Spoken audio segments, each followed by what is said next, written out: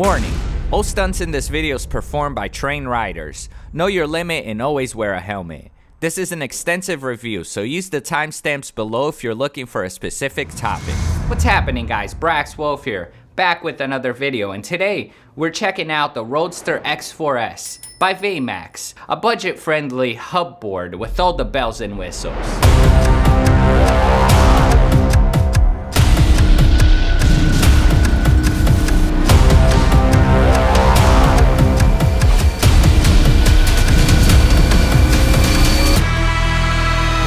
Even though the channel's a little stale, I do get approached by startup brands wanting to send me boards for reviews.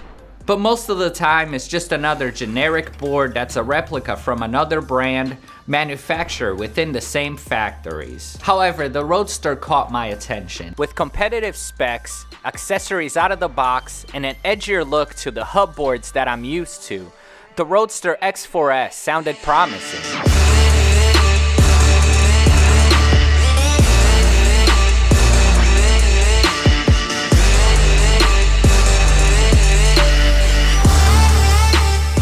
After 150 miles of intense riding and endless hours spent documenting every inch of this board, I can confidently say that this is a strong take for a brand that's starting to grow within the electric skateboarding industry. With prices starting under $500, it sounded too good to be true. Considering boards have completely burnt out on me in the past with moderate to extensive use. I haven't been babying this board at all, quite the contrary. I've been riding it on a daily basis, pushing it to its limits, hoping that it won't crap on me while splitting lanes.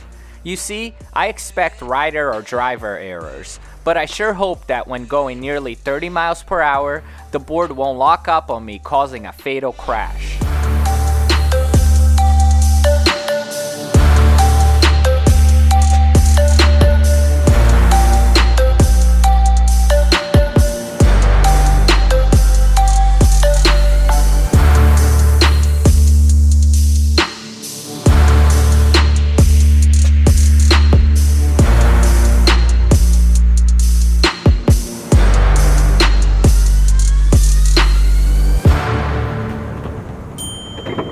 So let's talk about these wheels, the 105 millimeters cloud-like wheels. It's a wheel that you've been seeing in a lot of brands out there. They've just been manufacturing their own modes with their own design of the wheel. It traditionally has the branding on the side, and we're starting to see this wheel coming out with a lot of brands, and I can't complain. It's a great wheel. It's very versatile for road imperfections, because there's nothing like hitting a crack at high speeds to test your balance, because holy shit, sometimes you just don't expect that something is gonna throw off your balance. So it's great to have these chunky wheels to absorb some of the impact of the road. And you know, before, I feel like all you would mostly see coming out of boards was the typical polyurethane wheels. But anyways, I think this is a great wheel for a beginner. You know, riding polyurethane wheels could be very rough at first, and then it will really test your riding ability, because I'm not gonna lie, these wheels make more of a cushion riding experience, and it is easier to keep your balance and keep on riding. So I'm very pleased with these wheels so far. You know, like I said, it has been around 150 miles, and I can see that the honeycomb for the back hub wheels is already gone. So my first layer of wheel has been already shredded off, and I'm on to my second little honeycomb. The front wheels, as I can see, still looks pretty good. Doesn't really show any signs of wear and tear other than the printing on the side of the wheel.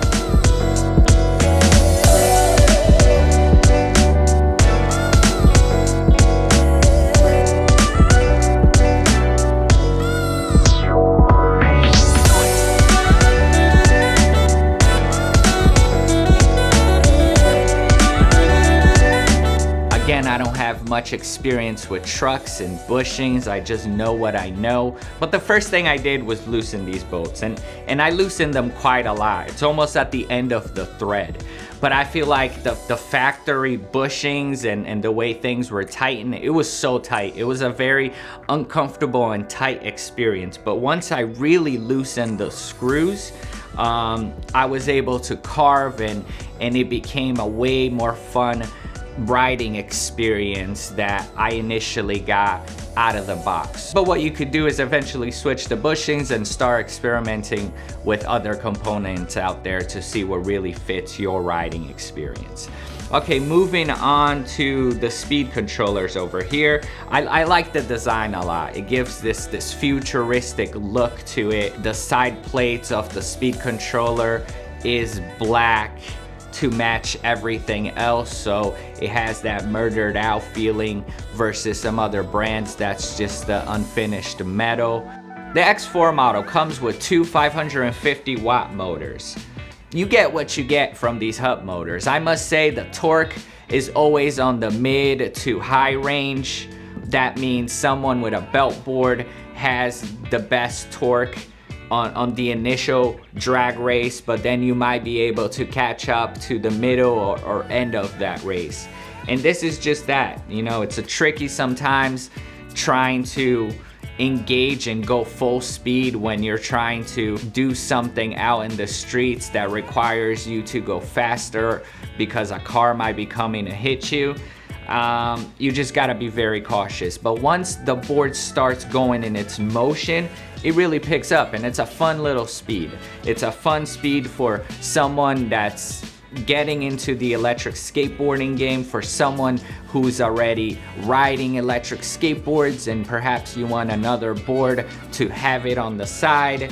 And it has enough power to even carry you through slow traffic in streets. You know, I wouldn't recommend this in streets that cars are going above 35 miles per hour because you will die. But in slow city traffic, this board is perfect. Moving on to our battery up front over here, where you have your charge port. Again, another jelly-like cover. I'm surprised I haven't lost this one yet. But yeah, the battery's been holding up. It's been doing its thing. The range has been going from 14 to 16 miles realistically. I feel like I never get the full range. Sometimes it will be even less. It really depends how I'm riding that day. But I think battery and range, that's very subjective to the rider. So you get what you get, and then you decide what you do with that. But other than that, battery's been holding up great.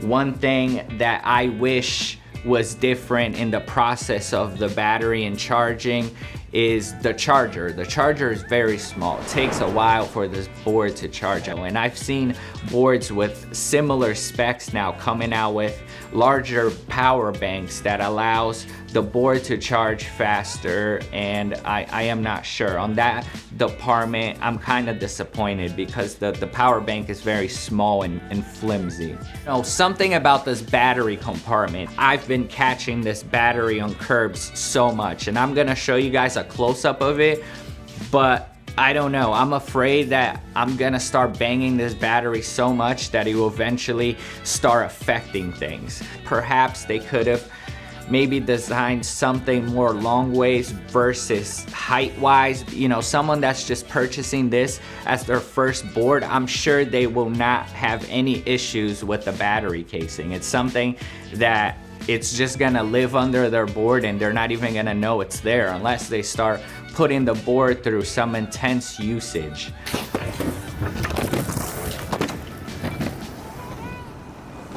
I wish there was a voltmeter for the battery or something that you could see exactly what the battery voltage is.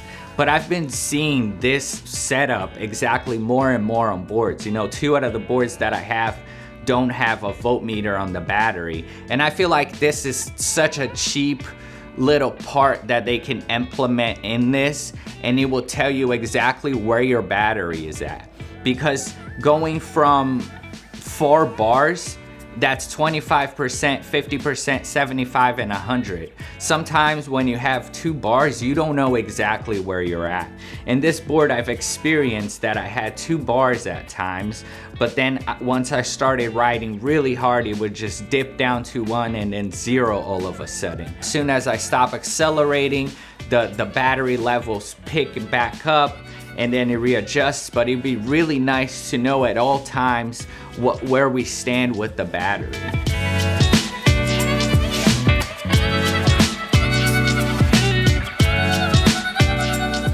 It's a 38-inch deck by 8.5. It's a very rigid riding experience. There's not much flex to the deck. And the sides, you know, it is what it is. I always wish sides were a bit more concaved, even if we had to sacrifice a little bit more width, but it does keep you in there. It's a strong grip tape. Okay, so moving on to one of the things that really caught my attention on this board from the beginning was the deck protectors. I feel like I've been talking about something like this for so long. Something that you could just bolt onto the trucks that protects your deck. And this does just that. I just think that people that are making these purchases, it's not a light purchase. It's something that is hefty in your pocket, and you want to protect your investment. And the best way to protect your investment, I always thought it would be just these deck protectors that as soon as I saw it, I was like, yes. I don't know if I just have that skateboarder mentality that I just try to drag the board and jump on top of it, but I tend to really scratch my boards. And then another thing that caught my attention were that the tail lights were included. And the way that the tail lights tucked in the back of the board was a way that I didn't scratch when I was putting down my board. Because I've experienced in the past, headlights, I couldn't just drop my board from the tail and start riding because the tail lights would catch. So I had to be very cautious about that. But these tail lights were tucked in the back. But I thought they were secure, ladies and gentlemen. I really thought that these backlights were it, but they completely broke. I'm not gonna lie, the hardware that comes, that the light is attached to, I was wondering how flimsy it was, because I will put this footage right here. As you can see, the left one is good, but the right one is starting to become lopsided because you were easily able to kind of bend it out of its place. So I knew that this was probably not going to last on the long run, and I completely lost both of them on a curb or somewhere. I'm not sure. I see that, you know, I hit my hub motors here and there, so I think that's when I hit it and it took out the wheels completely. And you will see it's like a shark just bit the hardware, and they're both identical. So I think the impact just hit them and they both came off. But I thought it was a great addition. Now on to our final key point, the remote control.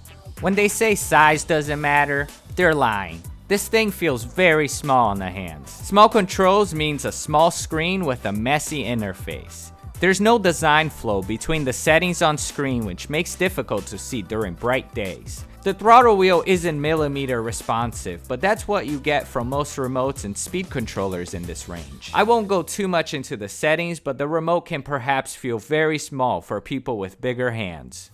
But anyway, let's take this board outside because I feel like that's where boards should be.